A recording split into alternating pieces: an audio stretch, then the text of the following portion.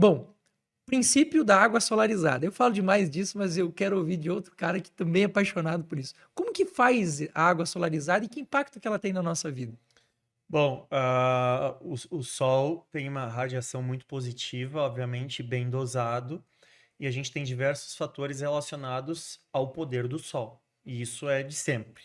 Aí, se a gente for olhar eh, casas de pessoas idosas ali em 1800, por exemplo, você vê que eles tinham um solário, né? O Brasil Solário, onde as pessoas, como se fosse um jardim de inverno, ficavam lá.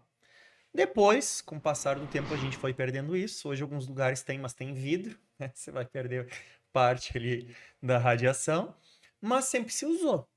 E você até mostrou hoje nos stories, né? Cachorro. É Uhum. super normal. Me criei numa fazenda.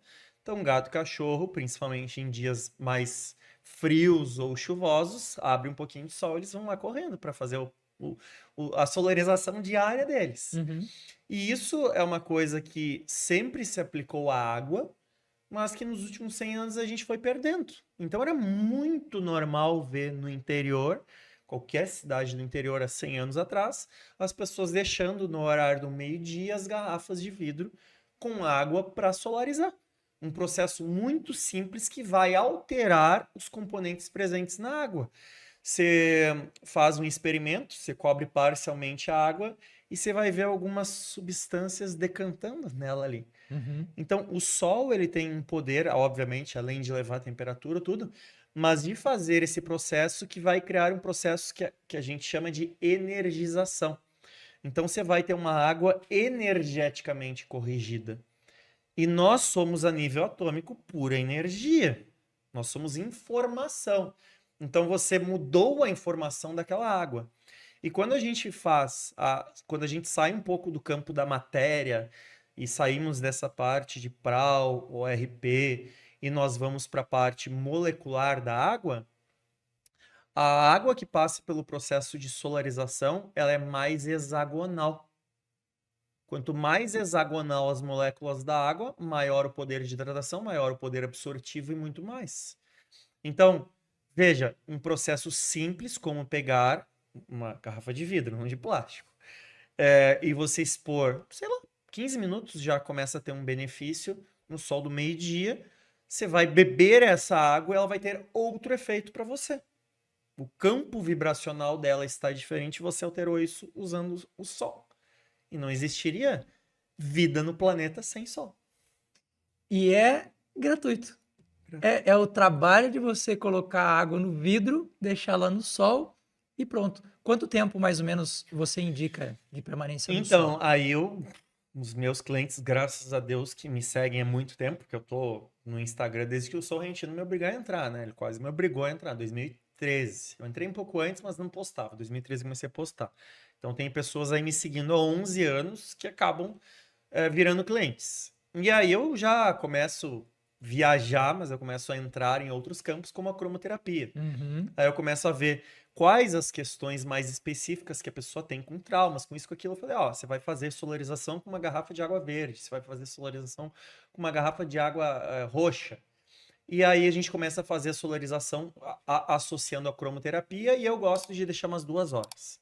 Mas a partir de 15 minutos já tem estudos que você consegue ver a modificação com microscópio a nível molecular da água.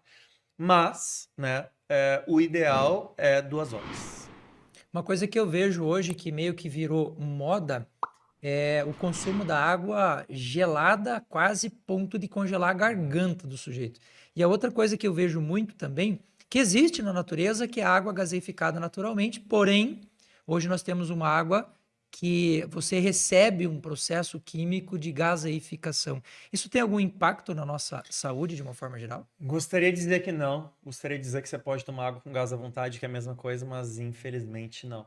E não quero ser chato, só que o Brasil tá andando para trás. Porque você vai para Portugal, por exemplo, e Portugal é um dos países mais pobres da Europa. O Brasil é muito mais desenvolvido em vários fatores. Mas são raras as marcas de água gaseificada artificialmente. A água das pedras, por exemplo, que eu amo, que é levemente salgada, não é uma melhor água para beber, mas eu gosto de tomar de vez em quando. Compro a garrafinha pequenininha, verde, de vidro. ela é gaseificada naturalmente, como a grande maioria das águas de Portugal. E no Brasil é raro você encontrar gaseificada naturalmente. E quando você toma água gaseificada naturalmente versus artificial, eu já arroto na hora. É muito gás aquilo. Então, além de aumentar, né, a possibilidade do gás que você está ingerindo ali, para o dióxido de carbono colocado artificialmente ele permanecer, eles mudam a estrutura da água a partir da temperatura. Então existe uma modificação, não é simplesmente pegar, adicionar o gás e o gás vai ficar ali.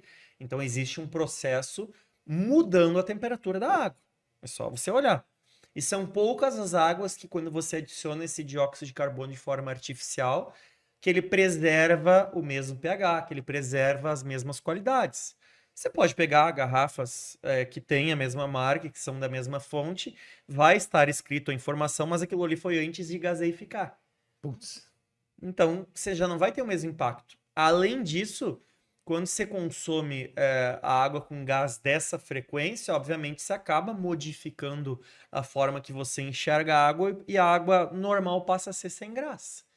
Então, eu vejo hoje com os meus clientes que sim, você vai fazer um desmame de um refrigerante à base de cola, pô, uma água com gás, com limão, 10, maravilhoso.